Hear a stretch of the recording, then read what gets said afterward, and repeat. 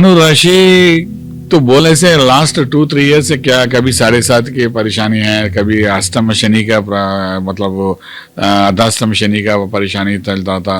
इस तरह एक का एक कुछ ना कुछ लास्ट 7.5 ईयर से धनु राशि ने बहुत कष्ट से बाहर निकलते निकलते अभी इस साल उनका बृहस्पति का अनुग्रह संपूर्ण है उनके लिए।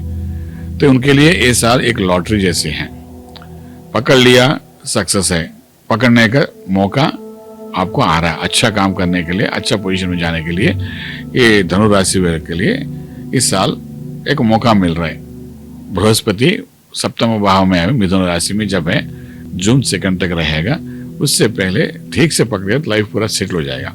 मतलब जो चीज के लिए गवर्नमेंट डिपार्टमेंट के लिए जो प्रयत्न कर रहे हैं वो गवर्नमेंट जॉब मिलने के चांसेस हैं। जो प्राइवेट जॉब्स में आगे बढ़ने के लिए सोच रहे हैं वो हो जाएगा।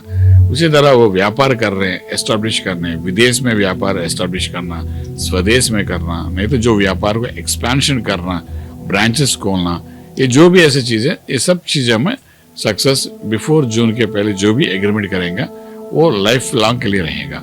ये 100% हम एश्योरेंस उनके लिए दे रहे हैं। ठीक है।